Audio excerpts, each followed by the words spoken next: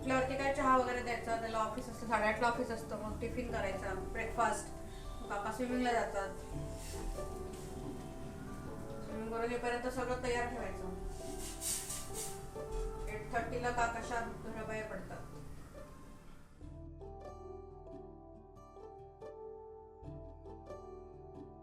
आज काय प्लॅन आहे तुझा? काय नाही, आता मस्तपैकी हवा छान आहे, आज जाऊन चित्र काढावं होतं. असं वाटतं आज सुट्टीच आहे तर लोणावळ्याला जाऊ. Native place. घराची आठवण आहे मला. छान तिथलं ते जुनं घर, ते विहीर, शेत. दिवस जरा वेगळा होईल काय. ठीक आहे, मला काय प्रॉब्लेम नाही. चल.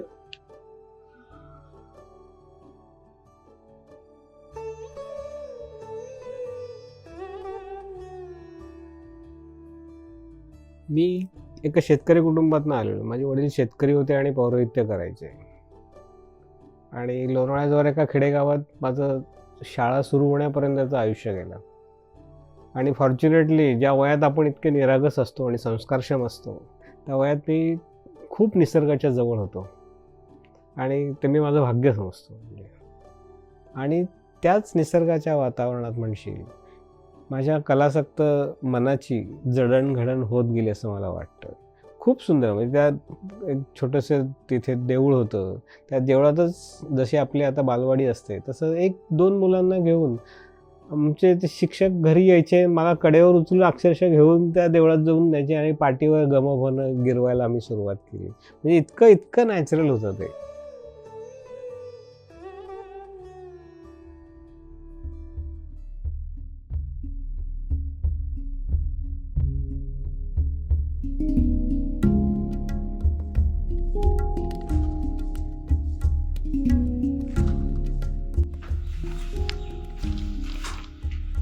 चलो.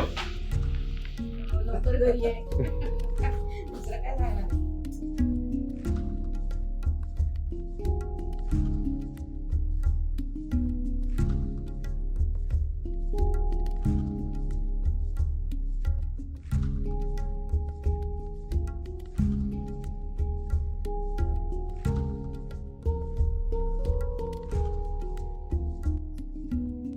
लहानपणापासून हा मुलगा चित्र चांगलं काढतो किंवा काहीतरी माझी रेग इतरांपेक्षा जरा जास्त चांगली येते किंवा हे जे माझ्या घरच्या लोकांना जाणवायला लागलं. नंतर शाळेतल्या शिक्षकांना जाणवायला लागलं. हायस्कूलमध्ये गेलो ते आर्ट टीचरला जाणवायला लागलं. आणि मग हळूहळू माझ्या डोक्यात आणि लोकांच्यात असं वाटलं की अरे ह्या मुलाची चित्रकला चांगली आहे. जसं एखाद्याचा आवाज चांगला असतो, एखादा लहानपणीच तबला वाजवतो, काहीतरी म्युझिकचं त्याला ज्ञान असतं. ॲट द सेम माझंही तसं झालं की अरे ह्याला चित्राचं काहीतरी वेड आहे किंवा माझं बघण्याची वृत्ती, म्हणजे जे काही मटेरियल मिळेल त्यातनं चित्र हे आकर्षण होतं माझ्यासाठी. त्यातूनच मग हळूहळू ही वाट सुरू झाली आणि पुढे मी मोठ्या रस्त्यावर आलो चित्रकलेच्या.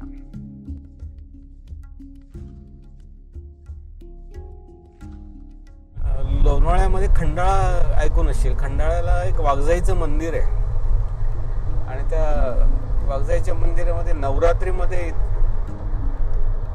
9 दिवस तिथे उत्सव असतो. आम्ही लोणावळ्यामधनं सगळे ग्रुप, आमचा नातेवाईक असतील तर नातेवाईक, मित्र असतील ते मित्र, आम्ही असे पायी जायचो. म्हणजे लोणावळा ते खंडाळा बाय वॉक जायचो रोज. त्याच्या जे काही 4-5 किलोमीटर आहे ते. आणि त्या वाघजाईच्या देवळात जाऊन मग तो रात्रचा राजमाची पॉईंट म्हणा किंवा वाघजाई मंदिर किंवा सनसेट पॉईंट लोणावळ्यातला फेमस आहे तो, हे सगळं आम्ही एन्जॉय करायचो त्यावेळेला. आणि वाघजाईला जाताना एक अत्यंत आवडतं आणि स्वस्तातली आमची हे होती ख्वाहिश. त्या खंडाळ्याच्या दवाखान्यापाशी एक छोटासा भजी पॉइंट होता. कांदा भजी आणि बटाटा भजी, इतकी अफलातून भजी मिळायची ना तिथे,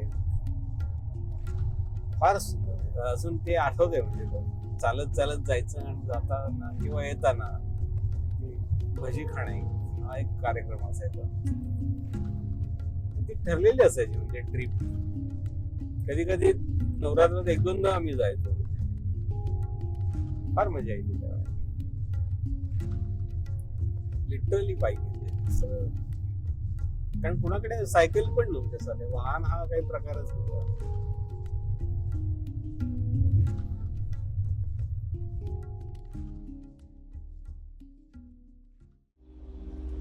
कला म्हणजे काय आहे तर कलाकाराचं व्यक्त होणं असतं.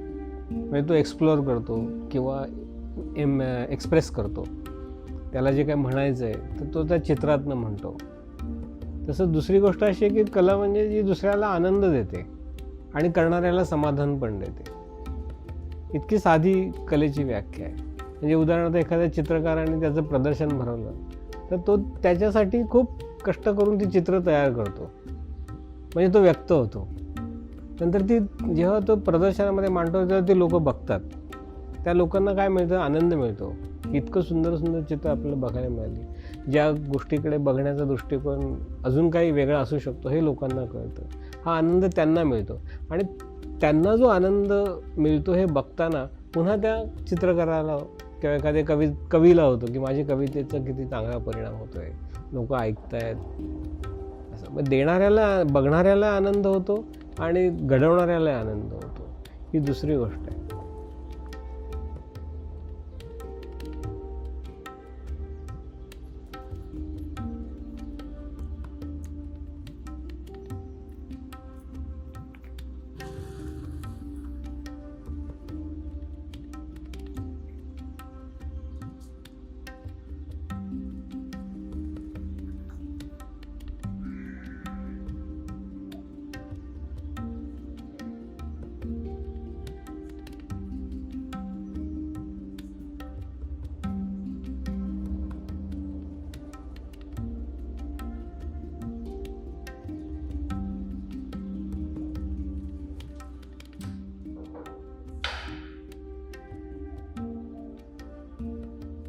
डॉक्टर BN पुरंदरे म्हणून एक विद्यालय आहे याच्या लोणावळ्यामध्ये, तिथे गेलो.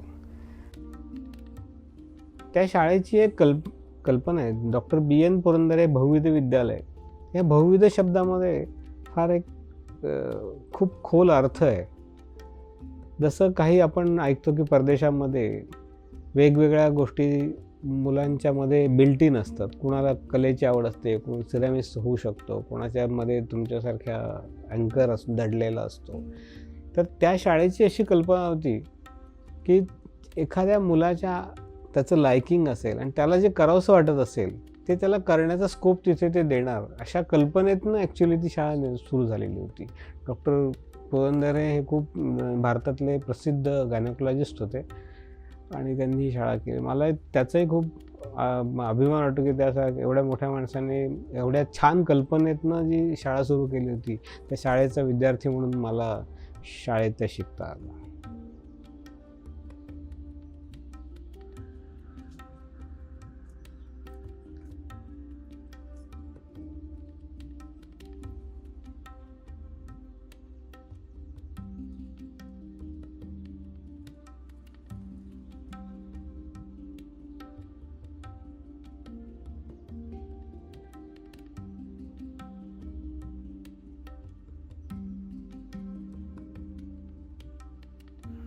काय केलं आता माहिती, अशाच आठवणी भरून आल्या होत्या. आताच ते जनगण मनाचे सूर कानावर पडले, भारत माता की जय. ह्याच ग्राउंडवर आम्ही अनेक वेळेला 26 जानेवारी 15 ऑगस्टचे कार्यक्रम केले. ते मनात कुठेतरी आठवले. सगळे मित्र आठवले या ग्राउंडवर खेळताना, शाळेचा कल्पना आठवला. कितीतरी आठवणींचा आवाज आज येतो, कितीतरी आठवणींचा आवाज आज येतो. तो किलबिलाट, ते खेळ, ते दोस्त, आजही त्यांची म्हणी आठवण अजूनही ताजी. त्या गुरुजनांची शिकवण, ती जन्माची आठवण, ते कितीतरी होते क्षण, ते उंझळीतले दवे. अजूनही मनात घुमते या कुंदेंदू तुषारहार धवला, या शुभ्र वस्त्रांकिता, या वीणेवर दंड मंद करिता, या श्वेत.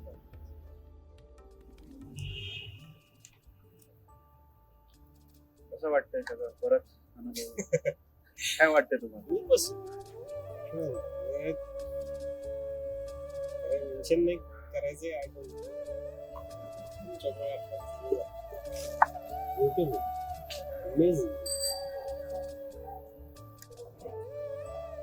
त्यावेळेला आपण जगत असतो, त्यावेळेला आपल्याला कळत नाही आपण काय त्याची किंमत, त्याची मोल, त्याचे सगळं व्हॅल्यूज त्या आता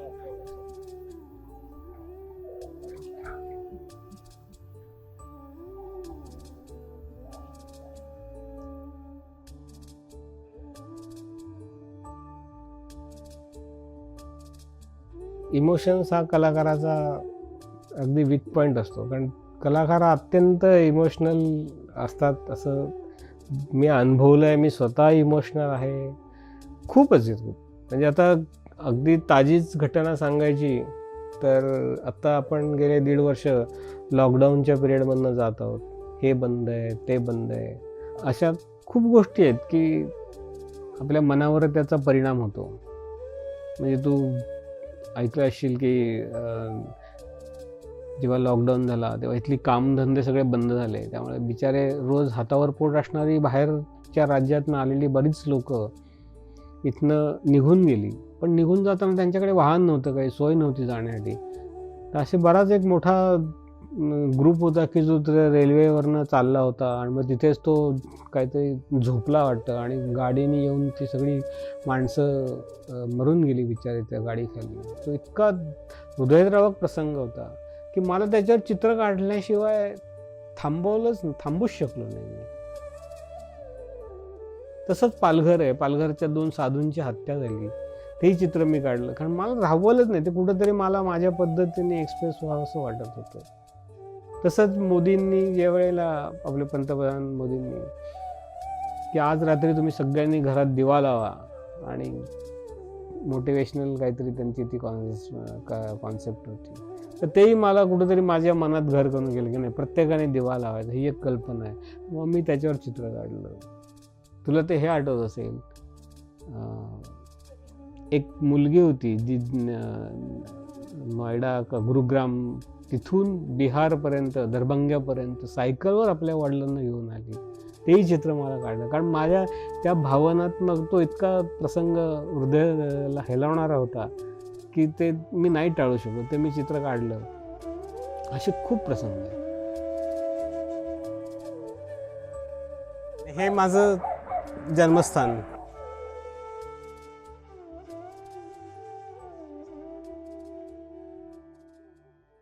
पूर्वी आमचं इथे घर होतं, त्या घरामध्येच माझा जन्म झाला 1961 साली, ज्यावेळेला पुण्यामध्ये पुराचं पाणी आलं होतं, पूर आला होता, त्यावेळेचा माझा जन्म आहे. हे आत्ता हे दिसतं हे नवीन घरं, ही टाकी, असं काही नव्हतं तेव्हा. सगळं हिरवागार निसर्गाने मढलेला डोंगर होता. दारात आमच्या 2 बैलांचा गोठा होता, ओसरी होती, अंगणामध्ये पपईचं एक झाड होतं, समोर आडुळशाचं कंपाऊंड होतं. तेव्हा माझ्या आईला अस्थम्याचा त्रास होता. तर मला कित्येक वेळा आठवतं की आम्ही आईसाठी आडुळशाचा पाला आणून त्याचा रस करून तिला औषध द्यायचं, मग तिला रिलीफ मिळायचं. इतकं नॅचरल आणि इतकं निसर्ग आजूबाजूला होतं की जो आम्हाला वाढवलं त्याने. आणि बहुतेक माझ्या जो काही कलेचा म्हणा किंवा सांस्कृतिक थोडा जो काही मला वारसा लाभला आहे, हे निसर्गाचीच देणगी असावी असं मला वाटतं.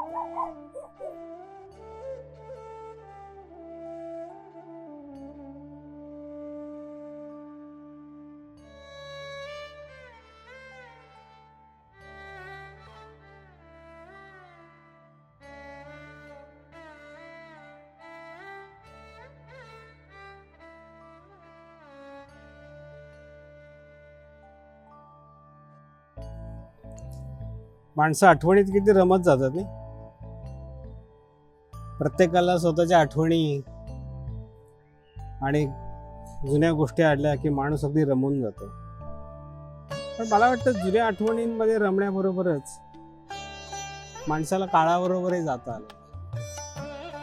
आणि काळाबरोबर गेलं म्हणजे फक्त पैसा प्रसिद्धी या गोष्टींच्याच मागं धावलं पाहिजे असं काही नाही. काळाबरोबर जगता जगता तुम्हाला तुमचं वर्तमान खरं तर जगता आलं. कारण तुम्ही वर्तमानातली प्रत्येक गोष्ट प्रत्येक क्षण जेवढा जगाल जेवढा मनापासून जगाल तर प्रत्येक गोष्टीचा आनंद घ्याल तितका तुमचा भूतकाळही तुम्हाला सुख देणारा ठरेल आणि भविष्यही समृद्ध करेल, त्यात शंकाच नाही. आणि ह्या विश्वाचा पसारा इतका प्रचंड आहे की त्यात माझं अस्तित्व, मी, माझ्या आठवणी हा अक्षरशः एक काही त्याला कण सुद्धा म्हणू शकणार नाही इतका त्याचा छोटासा विस्तार आहे, भाग येतो त्या विश्वाचा. अगदी छोटासा भाग म्हणजे मी, माझ्या आठवणी, माझे नातेवाईक, माझे मित्र, माझं गाव, माझं शहर, काही नाही. अगदी त्याचा आकार खरंच खूप छोटा आहे, पण माझ्या दृष्टीने तो तेवढाच मोठा आहे. माझ्या दृष्टीने ते माझं विश्व आहे. म्हणजे विश्वाच्या दृष्टीने कणरूप असलेलं हे विश्व माझ्यासाठी विश्व इतकंच प्रचंड आहे, मोठं आहे. खरं तर बरेच वर्ष मी चित्र काढतोय, कुठे कुठे जाऊन छोट्या छोट्या गोष्टींची रेखाटनं केलेली आहेत आतापर्यंत. पण डोंगर गावात येऊन माझ्या चिरबंदी विहिरीचं ड्रॉइंग करण्याचा ही पहिलाच क्षण आहे. आणि मला त्यावेळेस माझ्या आईची आठवण येते. आणि माझी आई समोर रहाटावर पाणी ओढताना दिसते.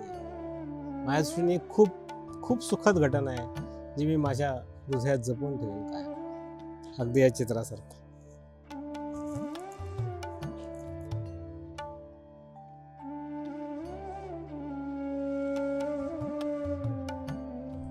या आठवणींच्या प्रवासातलं आतापर्यंत आपण घर बघितलं, ठिकाणं बघितली, गाव सगळं झालं. पण एक अत्यंत जवळचा दुवा म्हणजे माझं लहानपणापासून सखा असलेला माझा मोठा भाऊ सदाशिव हवालदार.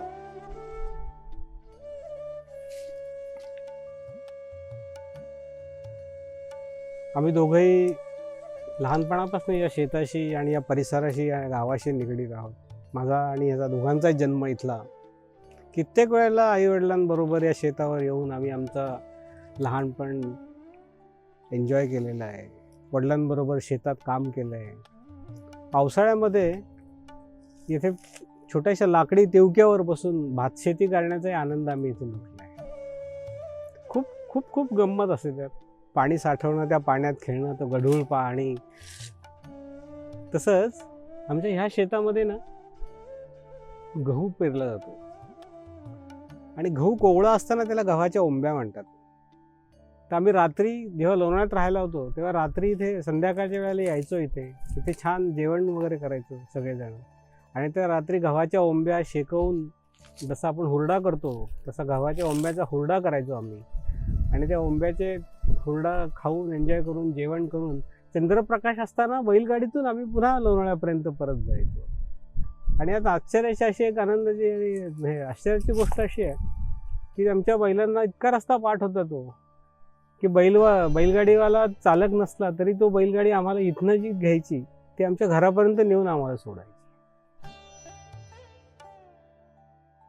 इतक्या आमच्या आठवणी आणि आनंद या शेताने आम्हाला दिला.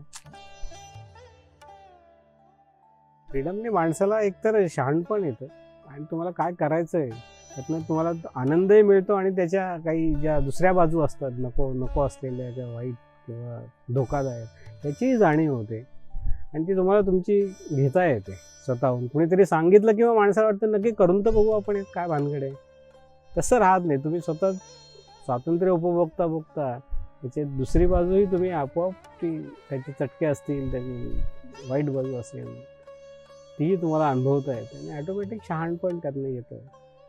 आणि मुख्य तुमचा कल कुणीकडे तिकडे तुम्हाला जाता येतो. कुणीतरी सांगताय म्हणून तुम्ही तिकडे जायचं, मग ते तिकडे गेल्यानंतर असं वाटतं की ते जमतंय की नाही, असं होत नाही ते. त्यामुळे ते हे झालं. तर शिक्षणाचं वगैरे सुद्धा आता शाळेत सर म्हणाले की अरे ड्रॉइंग चांगले तर ड्रॉइंग साईडला जाणं चांगलं. आम्ही कुठलाच विचार केला नाही की ठीक आहे आता हे आहे याच्यातच डेव्हलप करणं जास्त महत्त्वाचं. अशा प्रकारचे तुम्हाला तुमच्या लवकरात लवकर तुम्हाला हे करता येईल. म्हणजे डेव्हलपमेंट जी आहे ती तुम्हाला चांगल्या प्रकारे साधता येते असं थोडंसं फ्रीडम असल्यामुळे. त्यामुळे आमच्याकडे तसं आईवडिलांचं खूपच चांगलं आम्हाला हे. कधी म्हणजे कशात काही हे कर ते कर अशी कधी गाईडलाईन किंवा जास्त प्रेशर वगैरे कधीच नसते. आणि तीच गोष्ट आम्ही आता आमच्या पुढच्या पिढीसाठी पण ठेवली. तुम्हाला हवं ते करा, विचार करून करा आणि बस. हा फक्त त्याच्यामध्ये फक्त कुठे इकडे तिकडे असं हे होता कामाने व्यवस्थित चाललं असलं म्हणजे मग ते डेव्हलप होण्याला काही अवघड होत नाही. असं आमचं एकंदरीत आम्हाला असं आमचे विचार तसे आहे.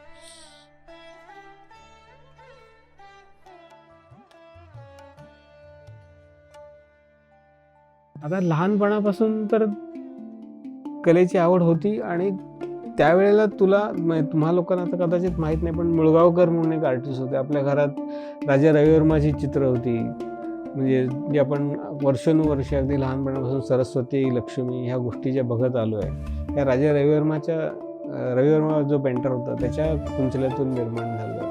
तर इतक्या मोठ्या लोक मुळगावकरांचं शिवाजी राज्याभिषेकाचं चित्र पण जिथे तिथे बघतो ते मुळगावकरांचं चित्र आहे. असे मुळगावकर, रविवर्मा, अशा दलाल, बर्वे असे खूप दिग्गज कलाकार या क्षेत्रात आहेत आणि कायम त्यांचं बघत मी आलो आणि ती म्हणजे ती काय म्हणतात त्याला, माझं डेस्टिनेशन असल्यासारखं होतं की ह्यांच्या कुठेतरी पायापर्यंत आपण पोहोचू.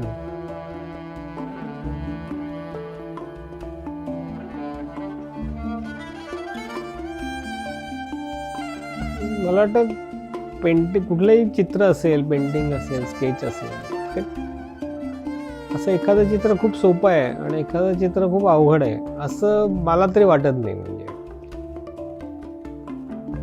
चित्राच्या बाबतीत बोलायचं झालं तर एखादं चित्र मिनिमम स्ट्रोक्समध्ये कंप्लीट केलेलं असतं, पण ते मिनिमम स्ट्रोक पाळण्यासाठी जी प्रगल्भता माणसामध्ये, त्या कलाकारामध्ये यायला लागते आणि ते करताना ते त्याच्या थॉट प्रोसेसमधनं किती मी कमीत कमी ह्याच्यात करू शकतो हे जे असतं. तसंच एखादे बारकावे असलेलं चित्र, खूप डिटेलिंग असलेलं चित्र जर आपण बघितलं, त्याला सुद्धा त्या डिटेलिंगसाठीही तेवढंच कष्ट करायला लागतात जेवढे कष्ट मिनिमम स्ट्रोक्समध्ये चित्र कंप्लीट करतात. कारण त्याची देखील तपश्चर्या असते त्याच्यामागे. मिनिमम स्ट्रोक, मिनिमम रेघांमध्ये एखादी जास्तीत जास्त परिणाम साधायचा असतो, त्यामुळे त्याच्या मागचं स्किल तेवढंच असतं जेवढं एखाद्या पेंटिंगमध्ये खूप बारकावे करायचं असतं. त्यामुळं मला असं नाही वाटत की हे सोपं आहे आणि हे अवघड आहे. चित्र हे चित्र असतं, एफर्ट्स हे एफर्ट्स असतात.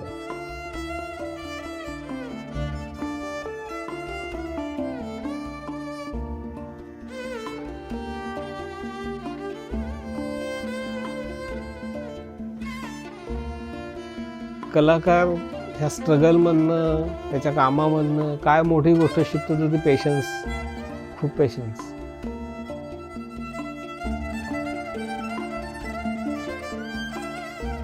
तसंच जेव्हा असा ब्लॉक येतो तर काय काढावं चित्र, काही तेचपणा येतो कधी कधी, अशा वेळेला मी थांबतो चक्क.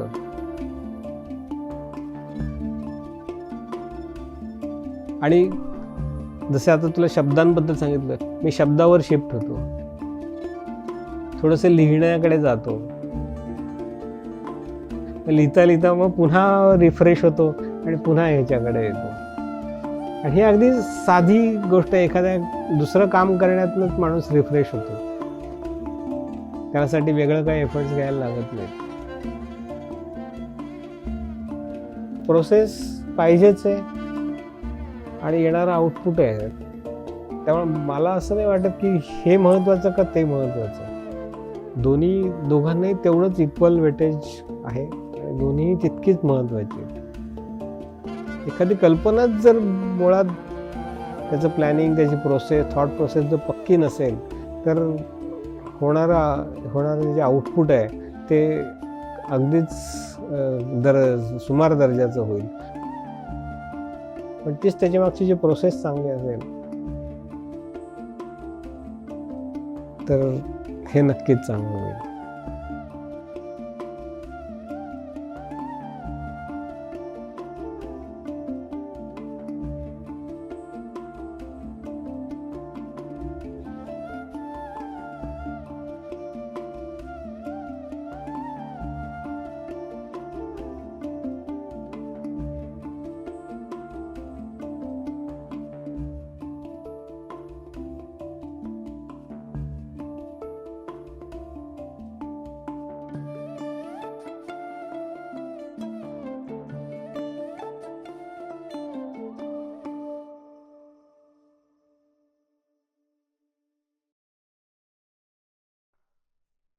या पुढचं आता हा शेवटचा प्रश्न घेऊ आपण की इतकं एवढे वर्ष सगळं हे झाल्यानंतर या पुढे तुमचे काय plan?